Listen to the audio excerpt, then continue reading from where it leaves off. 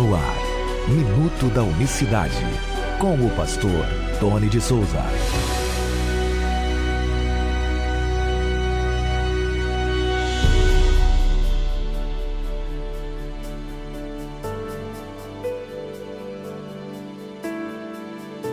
Olá, queridos, graça e paz da parte do nosso grande Deus e Salvador Jesus Cristo. Hoje é quarta-feira, 2 de julho de 2025. Até aqui nos ajudou o Senhor. Deus abençoe você. É um prazer ter você por aqui. Lembrando que este programa precisa e conta com a sua ajuda sempre. Precisamos anunciar essa verdade. E sem apoio esse trabalho morre. Essa é que é a verdade. Tá certo? Se estamos aqui é porque Deus tem levantado pessoas para nos ajudar a permanecer firmes nesta mensagem. Obrigado pelo carinho da sua audiência. A Bíblia não diz que Jesus é o Filho único de Deus, o único Filho, que Deus deu seu único Filho? Essa expressão não está na Bíblia? Talvez você possa se perguntar. Como está aí o título para quem está acompanhado pela internet, pelo YouTube, está o título aí, a pergunta: Filho único ou unigênito? Você que está na rádio, Jesus seria, a Bíblia diz que Jesus é o Filho único de Deus, que Deus só teria ele, porque quando você diz Filho único, significa que só tem este Filho, não tem mais.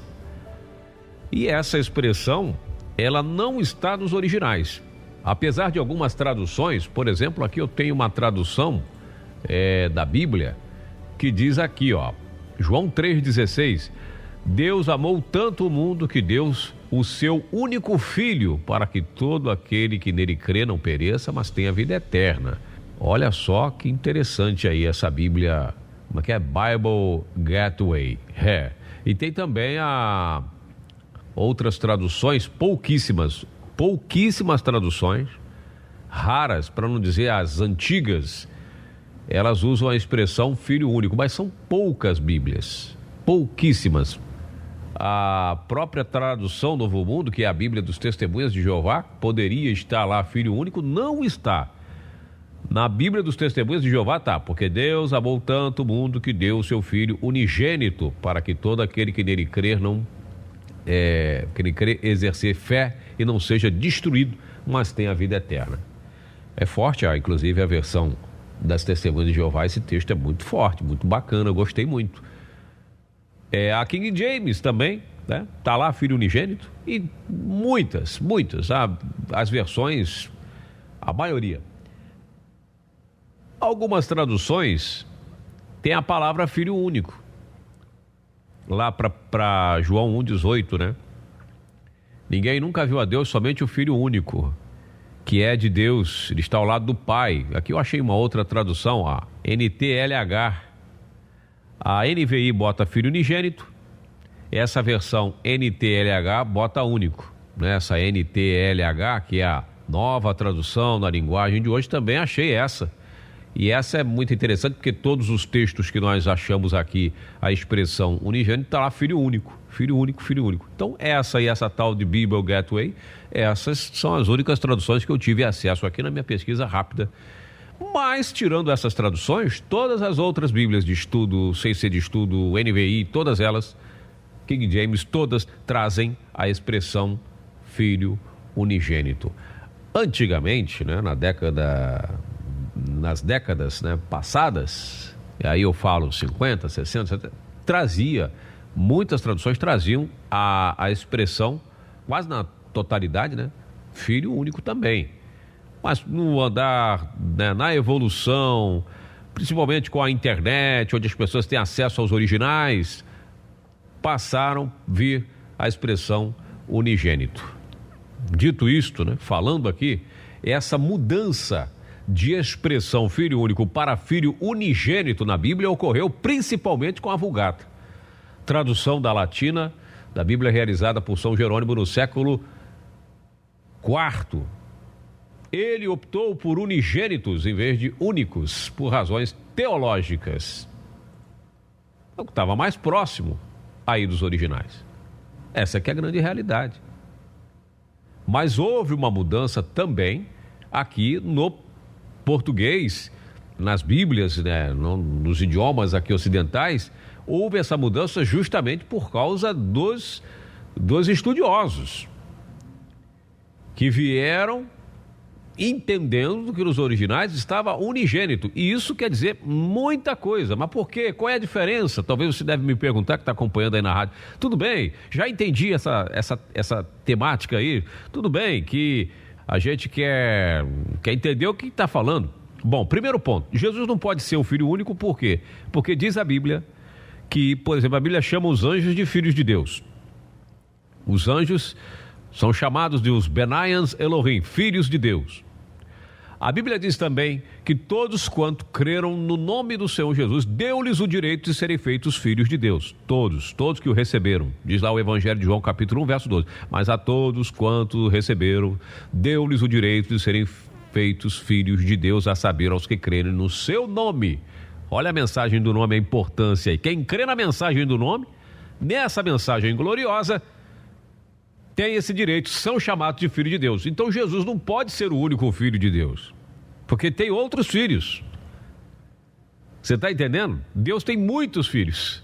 Lembra aquela música que cantava aí, ou canta ainda o padre Marcelo Rossi? O Senhor tem muitos filhos ele tem. Lembra? Eu sou um dele, você também. Pois é. Agora, quando você entende que nos originais, como a maioria das traduções da Bíblia está lá, unigênito, aí abre o esclarecimento até mesmo com relação à sua divindade, porque esse unigênito está mais relacionado à sua divindade do que à sua humanidade. Então, quando a Bíblia diz que Jesus é o Filho de Deus, ela está apontando para a sua divindade. Agora, quando diz que ele é unigênito, relaciona a sua divindade com a sua humanidade. A questão da humanidade de Jesus, o que difere Jesus do ser humano comum é a sua divindade, ou seja, ele é Deus. Por isso que o unigênito é o único do seu gênero. Por quê? Porque nele era o tabernáculo do próprio Deus. Aquele corpo era o tabernáculo do próprio Deus. Você está entendendo isso? Era o único do seu gênero, por quê? Porque Paulo diz lá, a igreja de Colossos, nele habita corporalmente toda a plenitude da divindade, no corpo dele. Por isso ele é unigênito. Carne, a sua condição humana semelhante à nossa, se fez um de nós, tomou carne, se fez carne, né? Tornou-se carne, e de fato é uma bênção essa mensagem gloriosa. Não é que Deus tem um único filho, é porque Deus tem um único filho para chamar de seu. Não é isso. Na oração de Jesus, por exemplo, ele diz: manifestei o teu nome àqueles que me deste, para que saibam que saí de ti e creiam que tu me enviaste. Por isso que ele é o unigênito. Muito importante meditarmos sobre esse assunto, porque há um momento na história, principalmente na história mais recente, que eles começam a ter o acesso aos originais com mais vezes, né? E buscar, embora estejam já na tradução da Vulgata Latina. A Vulgata Latina é o quê? A versão popular que o Papa Damasco recomendou ou ordenou que Jerônimo fizesse no século IV.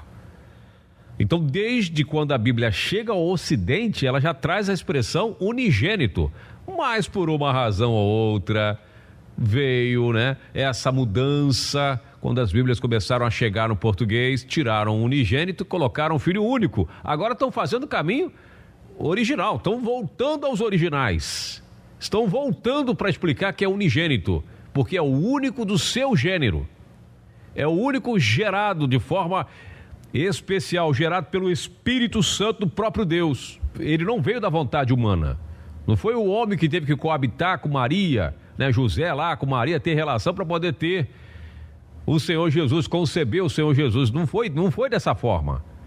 Então o seu nascimento ele é exclusivo, a sua natureza divina é exclusiva, é o próprio Deus, é único, mas é uma unicidade, é único de unicidade, que une corpo e espírito, a união hipostática que os teólogos fazem, essa união de corpo divino com humano, essa questão toda que gera muito debate, né? É uma questão complexa de se entender somente pelo Espírito, mas há uma diferença. Você pesquisa um pouco mais. Qual a diferença entre filho único para filho unigênito? Há uma diferença? Há muita diferença. Mas talvez de forma proposital, os tradutores para o português traduziram no início das primeiras traduções, colocaram filho único, que já quase, se você pesquisar aí 1, 2 traduções, 3 no máximo, de milhares de traduções em português que está lá, né? Milhares não, mas centenas, dezenas de traduções, né? Dezenas, vão ser mais aqui, não vamos botar milhares de traduções, tem milhares de traduções no mundo, mas eu digo no português aí, vamos botar aí dezenas, quizá chega a centena, mas acho que não. Mas, de qualquer forma, é muito importante meditarmos sobre essa questão que a gente traz no programa Minuto da Unicidade, chamar a reflexão. Não está único. Nos originais não está único filho, está unigênito. E isso já explica muita diferença quando você vai estudar a etimologia da palavra unigênito. Aí fica um dever de casa para você pesquisar no grego, né? Qual é a tradução, ler os artigos, pesquise, porque Deus tem muito a tratar com você com relação a este tema. O Senhor Jesus Cristo é o único Deus verdadeiro e não há outro além dele. Claro, e nós estamos aqui com essa proposta, sempre pedindo o seu apoio, a sua ajuda, para que a gente possa seguir adiante. Forte abraço para você, um excelente dia. Você que nos acompanha aqui na nossa Rádio FM, uma boa noite para você. Nós voltaremos, se Deus quiser, amanhã com mais uma edição do Minuto da Unicidade. Que Deus abençoe a todos de maneira rica e abundante. Graça e paz. Minuto da Unicidade.